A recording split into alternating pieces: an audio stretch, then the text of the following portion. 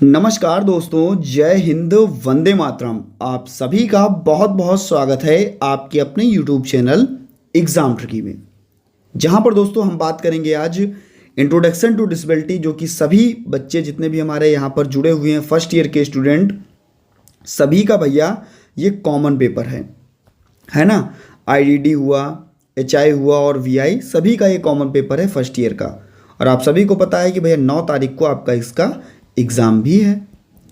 तो दोस्तों यहाँ पर आज हम बात करने वाले हैं यूनिट 4 की, और यूनिट 4 से जो भी आपका इम्पॉर्टेंट चीज़ें हैं, इम्पॉर्टेंट चैप्टर्स हैं, यहाँ पर मैं आपके सामने कवर करूँगा। इसके पहले यूनिट 1, 2 और 3 जो हैं उनको अपलोड कर दिया गया है, ठीक है। अगर आपने नहीं देखा है तो आप जा कर के प्लेलिस्ट में देख सकते हैं, या हमारे टेलीग्राम ग्रुप को ज्वाइन कर सकते हैं जिसका नाम है exam tricky for special education, है ना। लगभग वहाँ पर आपको 11K का परिवार देखने को इस समय मिल सकता है, तो वहाँ पर आप जा करके उसको ज्वाइन कर लेंगे। वहाँ पर भी आपको लिंक दे दी गई है, वहाँ से भी आप पढ़ सकते हैं। तो दोस्तों बात कर लेते हैं आपके इस यूनिट 4 की, और यूनिट 4 में आपको देखने को मिलेगा जो कि बहुत इम्पॉर्टेंट है, वेरी वेरी इंपॉर्टेंट, आपका आप कह सकते हैं 5 नंबर में, वेरी वेरी इंपॉर्टेंट, ठीक है। इसमें से हम कह सकते हैं कि शीघ्र पहचान, ठीक है, जिसको हम लोग क्या बोलते हैं, अर्ली आइडेंटिफिकेशन। अर्ली आइडेंटिफिकेशन या शीघ्र पहचान क्या है, इसकी अवधारणा और इसकी आवश्यकता क्यों पड़ती है, यानी कि दिव्यांग बच्चों को पढ़ाने के लिए हमारे जो दिव्यांग बच्चे हैं इनकी शीघ्र पहचान की, और इनमें हस्तक्षेप की अवधारणा क्या है, इसकी आवश्यकता क्यों पड़ती है इन बच्चों के जीवन में, हम इस पर आज बात करेंगे। और ये मान के चलिएगा वेरी वेरी इंपॉर्टेंट है। जितनी बार आप यहाँ पर स्टार बना करके इसको याद करके ले जाएंगे, आपके एग्ज़ाम में आएगा। मैं यहाँ पे लिखे दे रहा हूँ, आपके एग्ज़ाम में आएगा, ठीक है। तो शीघ्र पहचान या शीघ्र आपका कह सकते हैं कि जो दिव्यांग बच्चे हैं उनके लिए, तो यहाँ पर हम बात करते हैं, कहेंगे जो भी, अगर हम प्रारंभिक शीघ्र पहचान की बात करेंगे तो जो भी हमारे माता पिता हैं, जो भी हमारे स्वास्थ्य पेशेवर हैं बच्चे के लिए, और जो हमारे समाज के अन्य भी व्यक्ति हैं, कोई भी व्यक्ति है, सभी को ये चाहिए और ये पता होता है कि बच्चे को हम उसके जो विकासात्मक चीज़ें हैं, बच्चे का शारीरिक विकास हुआ, बच्चे का मानसिक विकास हुआ, किस स्तर पर, यानी कि किस एज में कितना विकास हो रहा है, या किस स्तर पर बच्चा कहाँ तक पहुँच रहा है ना। तो उसकी भी भैया जानकारी जो है वो होती है और होनी भी चाहिए, क्योंकि बच्चे का जो शुरुआती जीवन है वहाँ पर हमें, अगर बच्चे में किसी भी विकास में देरी देखने को मिल रही है तो हमें उस बच्चे के लिए पहचान की बहुत ज़्यादा ज़रूरत होती है।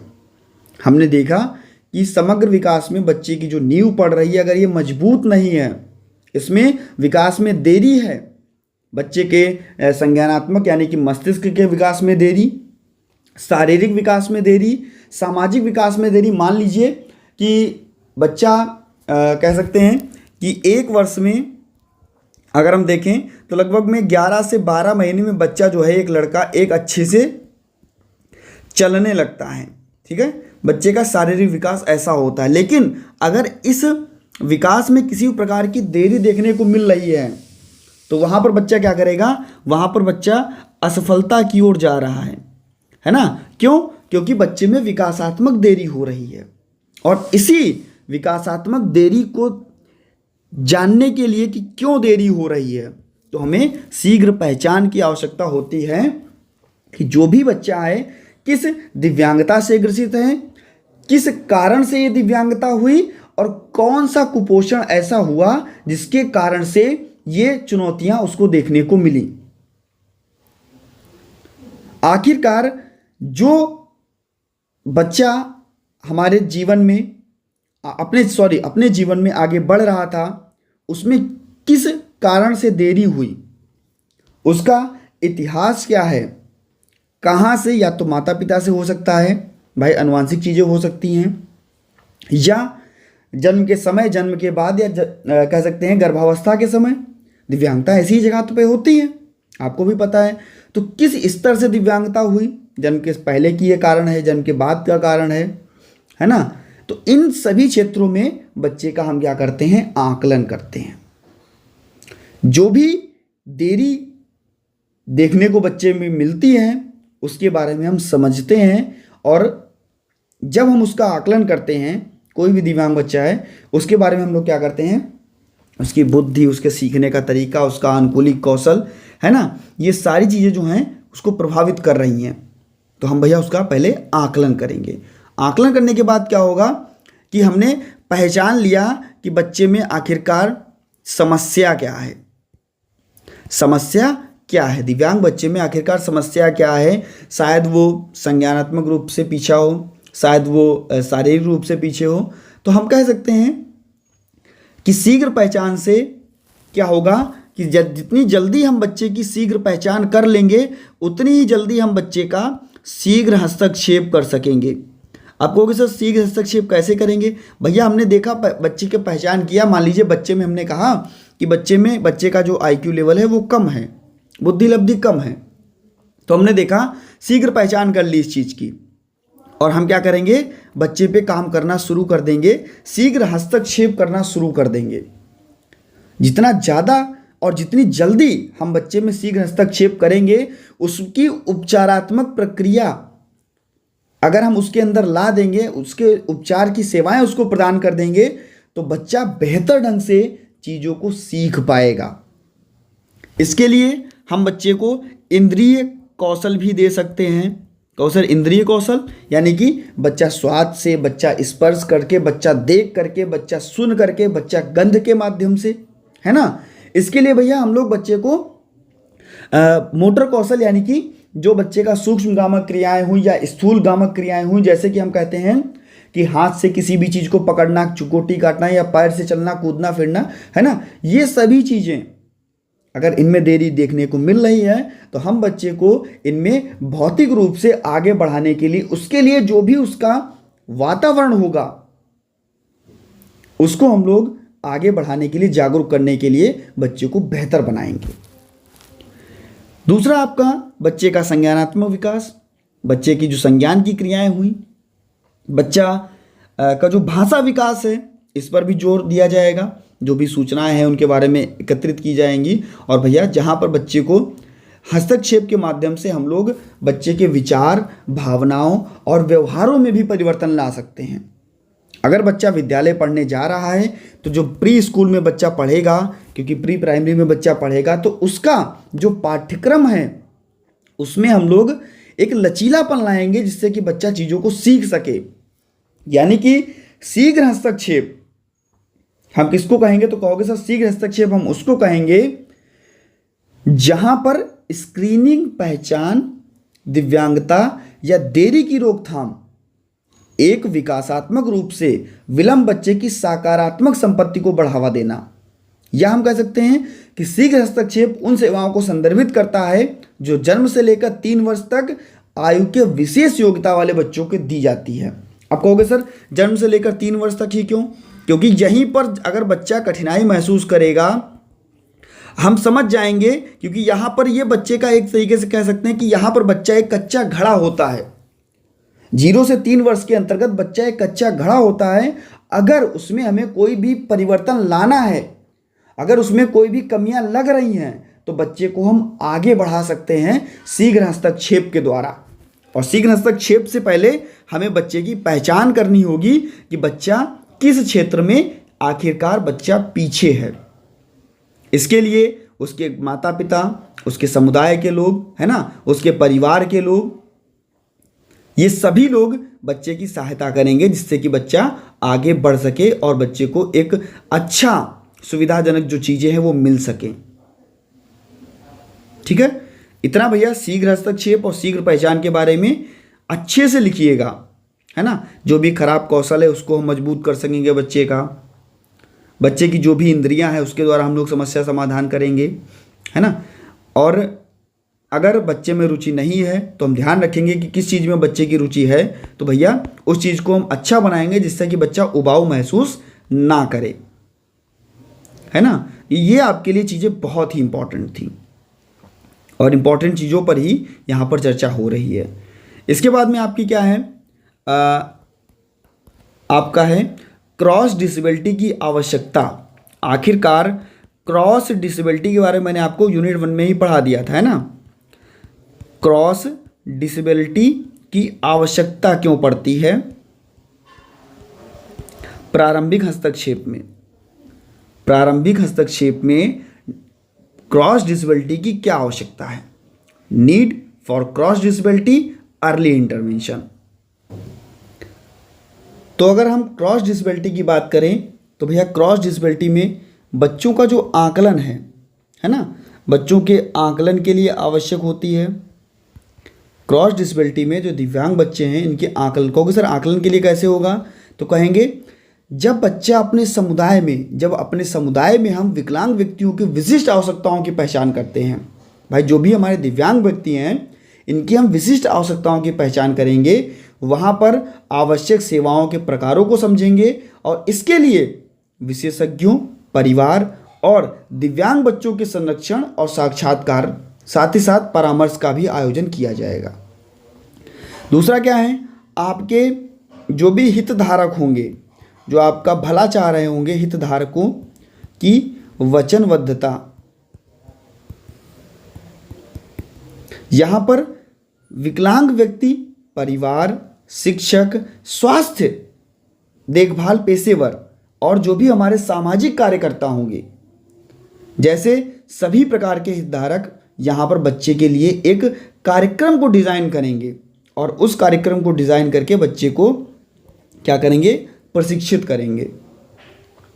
यहाँ पर भैया एक बहुविषयक टीम भी होती है ना, बहुविषयक टीम। तो यहाँ पर बहुविषयक टीम में आपका विशेष शिक्षक हुआ, आपका भाषा चिकित्सक हुआ, आपका व्यवसायिक चिकित्सक हुआ, भौतिक चिकित्सक हुआ, मनोवैज्ञानिक हुआ, सामाजिक कार्यकर्ता हुआ, ये सभी बहुविषयक टीम के अंतर्गत आएंगे और प्रत्येक व्यक्ति की आवश्यकता के अनुरूप व्यापक सहायता प्रदान की जा सकती है इनके द्वारा, क्योंकि हर बच्चे में उसकी एबिलिटी अलग अलग है, उसकी चीज़ें अलग अलग हैं। तो क्या होगा कि जितने भी ये हमारे बहुविषयक टीम के अंतर्गत व्यक्ति आते हैं, इनको हम कह सकते हैं कि प्रति व्यक्ति की आवश्यकताओं के अनुरूप व्यापक सहायता प्रदान की जा सकती है बहुविषयक टीम के द्वारा। उसके बाद क्या है आपका सेवा विकास। अब इसमें क्या होगा भैया, इसमें जो भी बच्चे के लिए हस्तक्षेप कार्यक्रम है ना, हस्तक्षेप कार्यक्रम या डिज़ाइन किए गए जो भी हस्तक्षेप कार्यक्रम बच्चे को पढ़ाने के लिए या कार्यक्रम साक्ष्य आधारित करने के लिए, प्रारंभिक कौशल का विकास करने के लिए और कह सकते हैं कि पर्यावरण केंद्रित दृष्टिकोण को शामिल करने के लिए जो भी चीज़ें उपयोग की जाएंगी वो आपकी सेवा कार्यक्रम के अंतर्गत आएंगी। और व्यक्तिगत योजनाएं, ये बहुत इंपॉर्टेंट है। व्यक्तिगत इंडिविजुअलाइज्ड एजुकेशन, व्यक्तिगत योजनाएं, व्यक्तिगत भागीदारी। भैया कोई भी बच्चा क्रॉस डिसेबिलिटी का होगा, है ना, वहाँ पर हम क्या कहेंगे, जो भी बच्चे में कमियां हैं उसको हम व्यक्तिगत रूप से प्रशिक्षण दें, उसको हम व्यक्तिगत रूप से साधन दें और व्यक्तिगत रूप से उसकी सहायता करें, इंडिविजुअल। तो वहाँ पर परिवार की भागीदारी भी जो है वो प्रभावशाली होती है। परिवार की भागीदारी से भी हम बच्चे को आगे बढ़ा सकते हैं। दूसरा क्या है, ऐसा प्रशिक्षण दें जो व्यावसायिक विकास को आगे बढ़ाए, यानी कि जो भी दिव्यांगता है, जो भी अनुसंधान है, कार्यपालिका है, हस्तक्षेप टीमें हैं, है ना, गुणवत्ता वाली सेवाएं हैं, इसको सुनिश्चित किया जा सकेगा। तो इन चीज़ों को आगे बढ़ाया जाए। ठीक है, तो ये क्रॉस डिसेबिलिटी की आवश्यकता पड़ती है आपके दिव्यांगता के क्षेत्र में दिव्यांग बच्चों के लिए, है ना। इसके बाद में हम बात करते हैं, और इन्हीं के लिए भैया जितनी भी हमारी राष्ट्रीय संस्थान हैं, चाहे वो आपका national institute for the empowerment of person with NIEPVD, यहाँ पे थोड़ा सही कर लेते हैं, NIEPVD, है ना, national institute for the empowerment of person with visual disabilities, जो कि आपका कहाँ है, देहरादून में है। ऐसे कहोगे जितने भी आपके राष्ट्रीय संस्थान हैं, चाहे वो आपका ISLRTC हो, चाहे वो आपका मुंबई का आलिया वर्जंग हो, चाहे हम कह सकते हैं सिकंदराबाद या तेलंगाना का आपका हो, कॉलेज, या पश्चिम बंगाल का हो, कटक उड़ीसा का हो, या चेन्नई तमिलनाडु का हो, आपका निपमेट है ना, NIEPMD, चाहे ये आपका राष्ट्रीय संस्थान हो, ये सभी राष्ट्रीय संस्थान इन बच्चों के कार्यक्षेत्र में लगे हुए हैं और भैया इन बच्चों को आगे बढ़ाने का पूरा प्रयास किया जा रहा है ना। इसके बाद में हम बात करते हैं आपका, जो कह सकते हैं कि आप कहोगे सर स्क्रीनिंग क्या है, व्हाट इज स्क्रीनिंग। स्क्रीनिंग के बारे में हम यहाँ पर जानते हैं कि आखिरकार स्क्रीनिंग क्या है, क्योंकि स्क्रीनिंग के बारे में मैंने आपको शुरुआत में भी पढ़ाया था। तो हम जब भी बात करते हैं, यहाँ पर थोड़ा लिख लेते हैं, स्क्रीनिंग 4.1 वेरी वेरी इंपॉर्टेंट, पढ़ लीजिएगा, बहुत इंपॉर्टेंट था। इसके बाद में स्क्रीनिंग पर अगर हम बात करते हैं तो कहेंगे स्क्रीनिंग से तात्पर्य विकास में देरी की पहचान करने के लिए मानकीकृत मूल्यांकन के उपयोग से है। स्क्रीन का तात्पर्य क्या है, जो भी मूल्यांकन हम लोग उपयोग करेंगे, जो मानकीकृत मूल्यांकन होगा, जो मानक के अनुसार मूल्यांकन होगा, जहां पर विकास में देरी की पहचान हम लोग कर सकेंगे, उस विकास में देरी की पहचान के लिए हम लोग मानकीकृत आकलन या मूल्यांकन का उपयोग करेंगे। उसमें मूल्यांकन की आवश्यकता को इंगित कर सकेगा और स्क्रीनिंग मूल्यांकन प्रक्रिया का पहला चरण कहा जाएगा। मूल्यांकन प्रक्रिया का पहला चरण क्या है, आप कहोगे सर मूल्यांकन प्रक्रिया का पहला चरण स्क्रीनिंग है। उन सभी छात्रों की पहचान करने का तेज और कुशल तरीका है जो दिव्यांग हो सकते हैं, या इनका परीक्षण जो चल रहा है, इनके परीक्षण को हम लोग इनसे गुजार सकते हैं। इसमें हम क्या करेंगे, जो दिव्यांग बच्चे होंगे उनको हम जल्दी से पहचानेंगे, जो भी पुनर्वास पेशेवर होंगे उनकी आवश्यकता भी पड़ेंगी, और भैया इन बच्चों का पहचान के बाद निदान भी करना बहुत ज़रूरी है।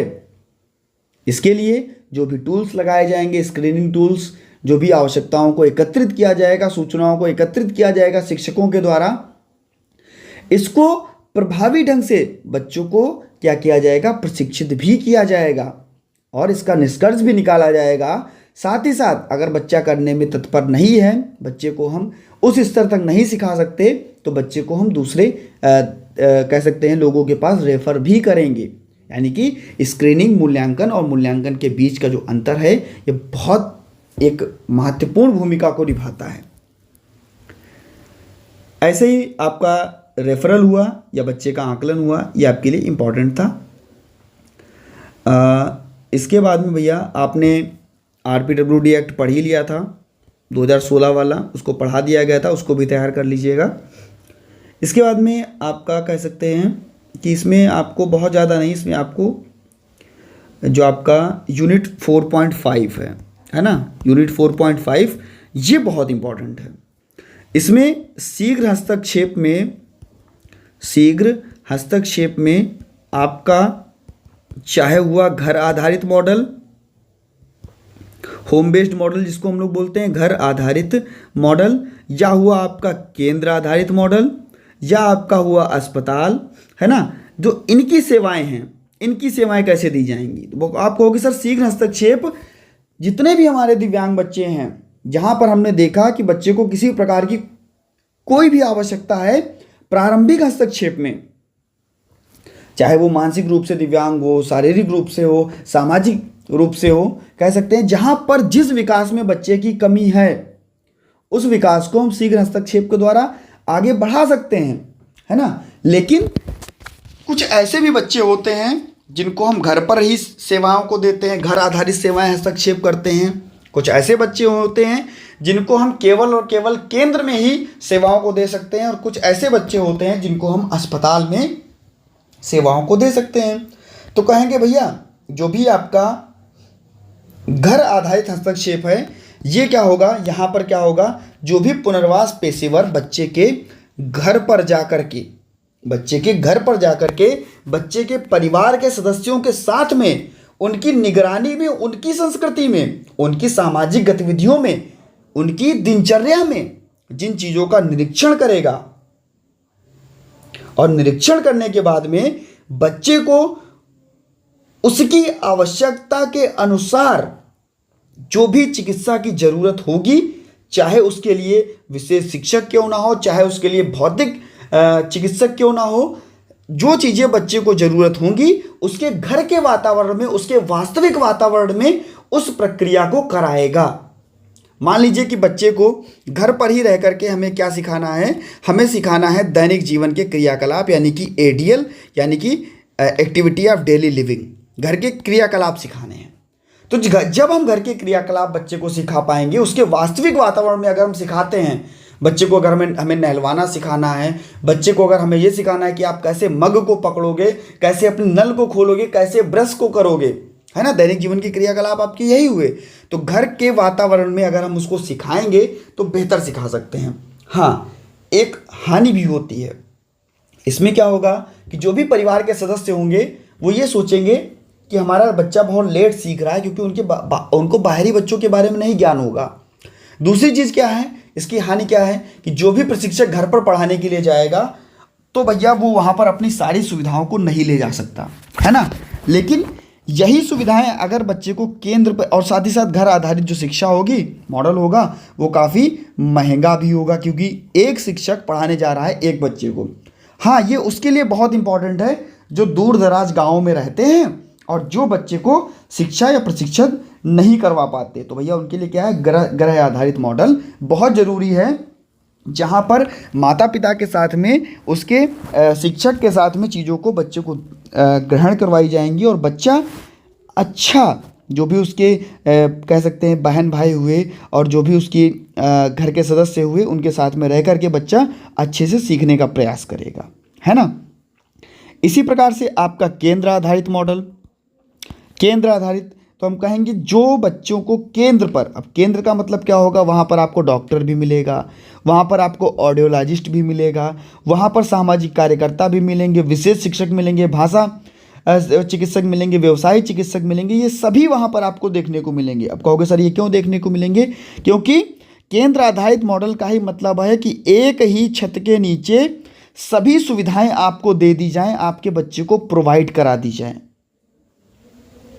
वहाँ पर माता पिता के साथ में अन्य देखभाल वाले लोग भी रहेंगे, और बच्चे को, उन सभी बच्चों को, मान लीजिए अगर बच्चा सुन नहीं पा रहा है ना, तो बच्चे को क्या किया जाएगा कि बच्चे को ले जाया गया भैया स्पीच थेरेपी के लिए, है ना। बच्चे को इधर लाया गया और कहा गया कि ऐसा करो, हम आपको कह सकते हैं कि स्पीच थेरेपी भी ले जाया गया, और मान लिया बच्चे को अगर और भी कोई दिक्कत है, बच्चे का स्पीच डेवलप किया जाएगा, और भैया बच्चे के लिए ऑडियोलॉजिस्ट भी वहाँ पर बैठा होगा, है ना। तो ये साथ ही साथ कोई डॉक्टर भी बैठा होगा जो चीज़ों को परखेगा, जानेगा, और भैया उनका जो भी कह सकते हैं डेसिबल में है आईक्यू क्षमता, वो उसको निकाल के देगा। तो ऐसी शिक्षा जो बच्चों के लिए है और बच्चों को एक ही छत के नीचे मिल जाए, ऐसा हस्तक्षेप जहाँ पर हम बच्चे को ले जाएं और बच्चे को वो सारी सुविधाएं मिल जाएं जो बच्चे के लिए ज़रूरी हैं, तो वो भैया केंद्र में विषयक टीम का कार्य होता है। वो एक कोई केंद्र या विद्यालय को हम लोग कह सकते हैं, वो आपका कहलाएगा। दूसरा क्या है भैया, संयुक्त मॉडल, है ना। संयुक्त मॉडल में आपका घर आधारित मॉडल और केंद्र आधारित मॉडल, इन दोनों चीज़ों का संयोजन किया जाएगा। दोनों प्रकार के बच्चों को, दोनों प्रकार माता पिता और बच्चे को, इनका सबका संयोजन किया जाएगा, और केंद्र पर भी बच्चे को और घर पर भी बच्चे को, यानी कि गृह प्रशिक्षण और केंद्र पर परिवारों के बीच की कड़ी को बनाया जाएगा। और भैया इसमें क्या होगा, कुछ दिन बच्चे को घर पर और कुछ दिन बच्चे को केंद्र पर, है ना। तो इस प्रकार से प्रशिक्षण दिया जाएगा और बच्चा दोनों कार्यक्रमों का लाभ उठा सकेगा। घर के वातावरण में भी सीख सकेगा बच्चा, जो भी उसके घर का चीज़ें हैं घर के वातावरण में वहाँ पर भी सीखेगा, और विद्यालय में भी जाकर के बच्चा चीज़ों को सीख सकेगा, केंद्र में भी जाकर के बच्चा चीज़ों को सीख सकेगा, जहाँ पर सारी सुविधाएं उसको एक छत के नीचे ही मिल रही थी। तो ये आपके लिए बहुत इंपॉर्टेंट है, घर आधारित, केंद्र आधारित, है ना, संयुक्त मॉडल, ये आपके लिए बहुत इंपॉर्टेंट था। और 4.1 भी आपके लिए वेरी वेरी इंपॉर्टेंट है। बाकी जो चीज़ें थी आपको पढ़ा दी गई हैं। एक छोटी सी वीडियो में आपका ये यूनिट समाप्त होता है, और बहुत ही जल्द दोस्तों आपका यूनिट 5 वो भी आपको मिल जाएगा। यूनिट 1, 2 और 3 सबसे ज़्यादा यहाँ से आपको क्वेश्चन मिलेंगे। उसके बाद में यूनिट 4.1 में और यूनिट 4.5, ये यूनिटें आपके लिए बहुत ही इम्पॉर्टेंट हैं। यूनिट 5 जैसे ही हम पढ़ाते हैं आपको, नेक्स्ट वीडियो आपकी वही रहेगी। और उसके बाद में जो आपका 10 तारीख का एग्ज़ाम पेपर है उसको भी दोस्तों यूनिट बाय यूनिट आपको पढ़ा दिया जाएगा। तो मिलता हूँ दोस्तों नेक्स्ट वीडियो में। बने रहिएगा आपके अपने चैनल एग्ज़ाम ट्रिकी पर, और एक बार अपने सभी मित्रों तक वीडियो को सभी ग्रुप में शेयर कर दीजिएगा। धन्यवाद।